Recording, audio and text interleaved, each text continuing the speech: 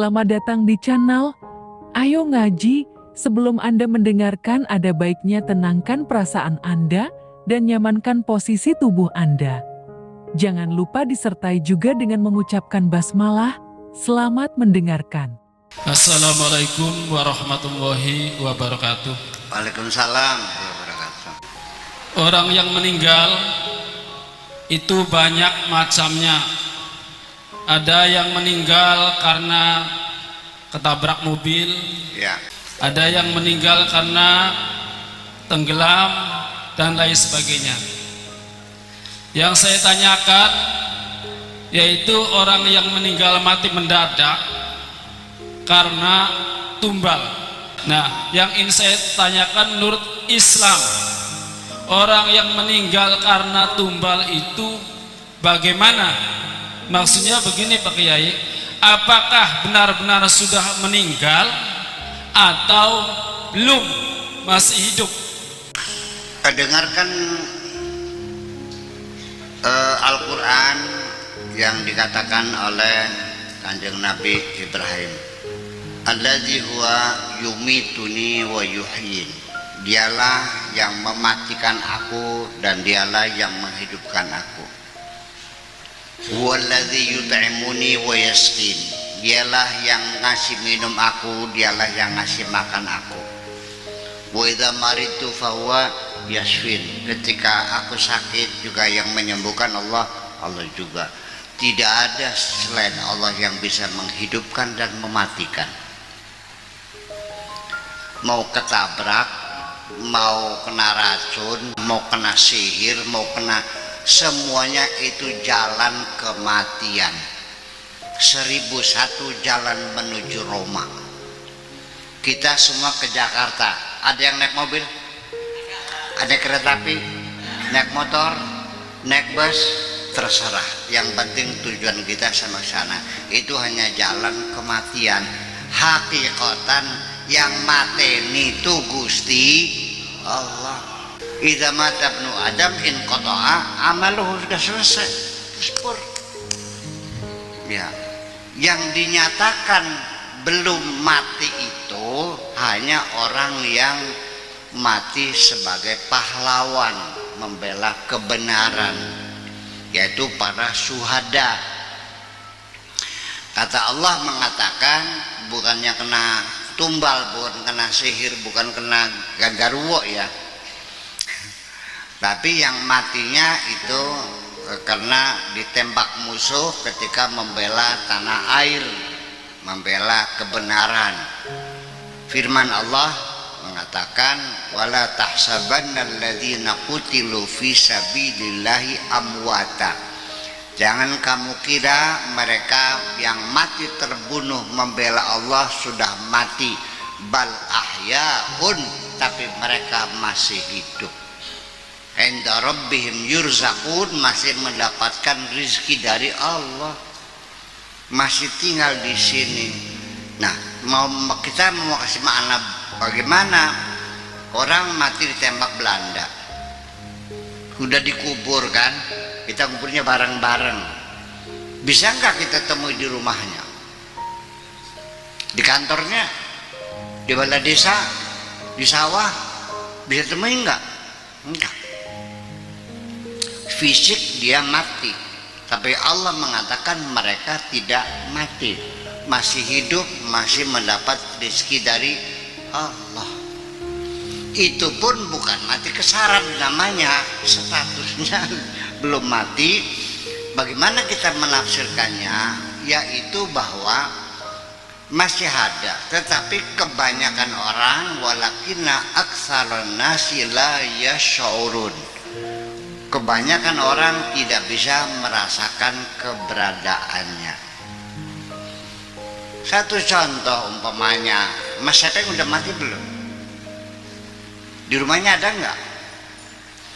Andaikan dia matinya ditembak musuh lagi membela agama, kata Allah tidak mati, masih itu. Bisa terjadi. Di sini dulu para pahlawan kita masih ada duduk di pojok di sana. Tapi kita nggak ada yang tahu, karena kita tidak bisa merasakan keberadaan mereka. yang bisa tahu hanya orang-orang tertentu. Jadi sebaiknya begini aja lah, udah kita mikirin, jangan mikirin orang yang mati, apa mati kesarah fokus mati, saya matilah gitu, jangan begitu.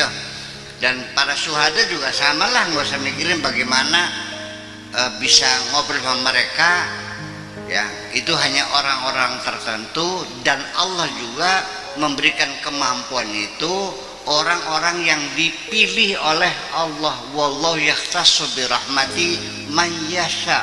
Allah memberikan kemampuan berkomunikasi dengan alam barzakh itu juga tidak diberikan kepada semua orang, diberikan orang tertentu yang dikehendaki oleh Allah dengan kesolehannya.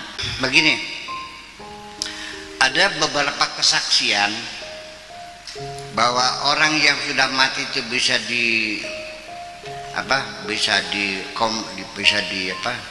dihubungi.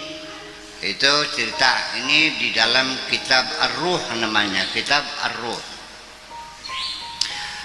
Ini orang tua meninggal kaya raya, banyak emas berliannya, mung dulu belum ada berangkas, belum ada bank.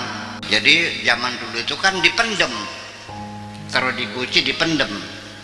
Nah begitu meninggal, anak cucu mencari mana harta orang tua kami, dicari-cari nggak ketemu. Akhirnya rumah dikeduk-keduk semuanya nggak ketemu. Nah kebetulan mereka mendengar ada orang sakti, orang sakti yang bisa berkomunikasi dengan alam barzakh. Jadi mereka datang, diceritakan bahwa orang tua kami orang kaya, banyak hartanya, banyak emasnya, tapi nggak tahu di mana nyimpennya. Dia terus si kiainya itu nanya, namanya siapa orang tua kamu, matinya kapan, jam berapa, tanggal berapa. Oke, nanti 3 hari lagi kamu kesini, nanti mau saya lacak, saya hubungi dia kesini.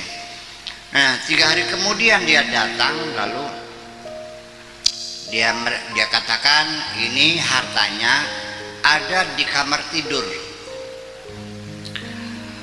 Masuk ke kamar tidur 3 langkah, lalu belok ke kanan selangkah di situ. Mereka datang masuk kamar 3 langkah, terus belok ke langkah, dikeduk, ya ada di situ. Ini kan cerita itu kan testimoni dari orang-orang yang mengatakan bahwa kadang-kadang itulah makanya enta robim yurzakun tuh tidak mesti harus mereka mesti makan, mesti pakai bukan, bisa berkomunikasi, bisa membimbing anak-anak cucunya. Itulah makanya mengapa demikian sekalian. Ini begini, orang tua yang soleh itu masih bisa menjadi pertimbangan anak-anaknya mendapat nasib baik karena mempertimbangkan orang tuanya. Tetapi kalau orang tuanya itu enggak soleh, jahat, ini ngeremek anak putunya dewek ini. Sampai sekarang anak putunya gak orang kawin-kawin lah, kasih lapar sih. Uang tuanya beli beras salehkah? Iya kan? Nah, jadi artinya bahwa Nabi Khidir itu sendiri menyelamatkan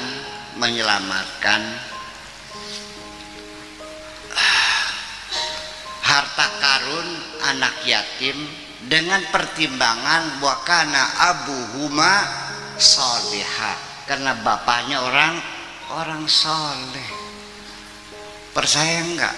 Kalau kita ini baik-baik di dunia, Bu, anak cucu juga mendapat keberkahannya. Percaya enggak? Umpamanya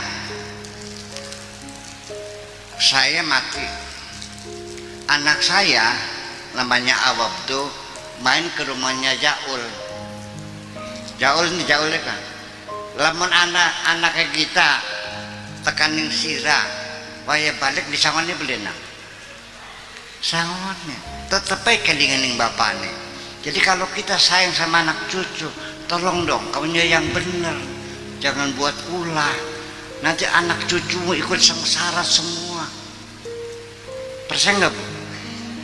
Aduh, amit-amit pitung turun masa gerak pendik kita dia mantu koro turunannya gentok. Ya kan, nasib mereka juga terganggu karena kelakuan kita ini. Maka kalau kita menitipkan anak cucu kita kepada masyarakat, cobalah kita banyak berbuat baik kepada masyarakat kita. Saya kira mungkin begitu. Anda telah mendengarkan hingga selesai. Semoga video ini bermanfaat untuk Anda. Semoga kita selalu berusaha untuk bisa bertaubat kepada Tuhan dan selalu dalam ampunan Allah Azza wa Jalla. Terima kasih. Bagaimana caranya kira-kira selesai bulan puasa semangat ibadah kita dua kali kita hati kita ini pada fase berapa nih? Kepedulian sosial terus